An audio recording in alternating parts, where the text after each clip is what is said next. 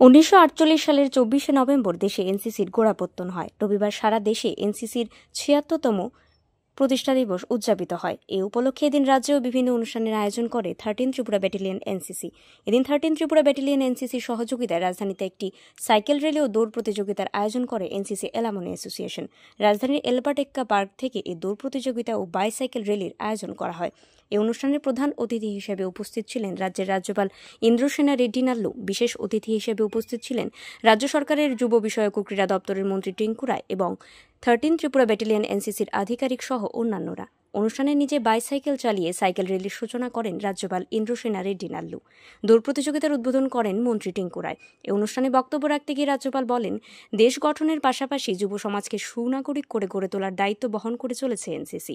রাজ্যে অনুশাসনের একটি প্রতিষ্ঠান হিসেবে পরিণত হয়েছে এনসিসি। শুধু যুব সমাজ গঠন ও দেশ গঠনই নয়, প্রাকৃতিক দুর্যোগ মোকাবেলায়ও রাজ্যে এনসিসির ভূমিকা উল্লেখযোগ্য বলে জানান রাজ্যপাল Indrasena Reddy Nallu. It is an opportunity to reflect on the immense role the NCC plays not only in shaping responsible citizens but also in strengthening the very fabric of our nation. In our state, the NCC has become an institution that instills the values of discipline, leadership and service in young minds. The cadets of our state have continuously demonstrated resilience, courage and dedication, whether it's participating in disaster relief operations, contributing to environmental causes or playing pivotal roles in maintaining law and order during times. অনুষ্ঠানে উপস্থিত থেকে যুব বিষয়ক ও ক্রীড়া দপ্তরের মন্ত্রী টিঙ্কু রায় বলেন, এনসিসির এই ধরনের কর্মসূচির মধ্য দিয়ে নেশামুক্ত ত্রিপুরা গড়ায় যুব সমাজ উৎসাহিত হয়।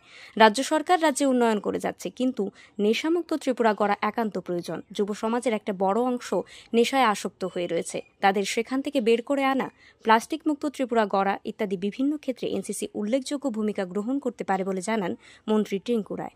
যাদের অ্যালুমিনি অ্যাসোসিয়েশন রয়েছে আমাদের রাজ্যে, তাদের ফাউন্ডেশন ডে পালন করা হচ্ছে। মাননীয় আমাদের গভর্নর সাহেব আসবেন এক্ষুনি, এবং এখানে একটা দৌড় হবে এবং সাইকেল রেস তারা করবেন।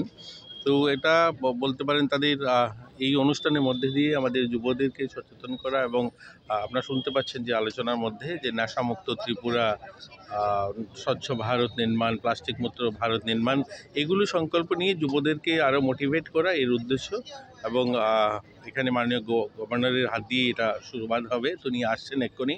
তো আজকে সকাল আমাকেও ওনারা ডেকেছেন, আমন্ত্রণ জানিয়েছেন, আমিও এসেছি। তো ভালো লাগছে। আমাদের যুবরা যারা আছে, যারা এনএসএস করেন, যারা কলেজ ইউনিটগুলোতে আছে, স্কুল ইউনিটে আছে, তারাও রয়েছে, এবং প্রাক্তনী যারা বিভিন্ন ক্ষেত্রে যারা চাকরি করছেন, বিভিন্ন জায়গায় তারা সেবা দিচ্ছেন, সকলেই আজকে এখানে উপস্থিত রয়েছেন। তো সবাইকে শুভেচ্ছা জানাই। এই অনুষ্ঠানে রাজ্যের বিভিন্ন বিদ্যালয় এবং উচ্চশিক্ষা দপ্তরের এনসিসি ইউনিটের ক্যাডেটরা অংশগ্রহণ করেন।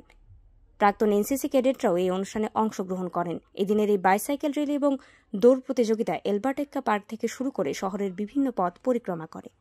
Bureau report, RE news.